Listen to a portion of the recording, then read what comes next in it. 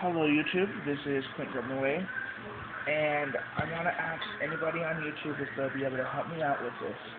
I have a Compaq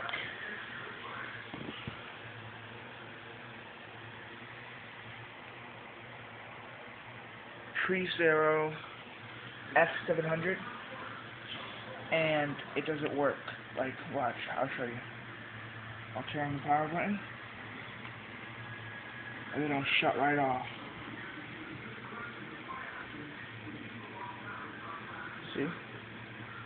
And that'll be about it. The weird thing is,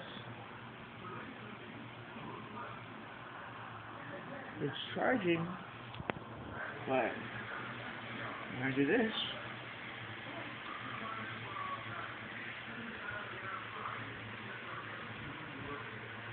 that's about it. I keep on doing it. I don't know what it is. I tried to do it without the battery, and it still did the same thing. So anybody out there that would know what to do, please send me a comment. I really appreciate it. Thank you, and have a nice day.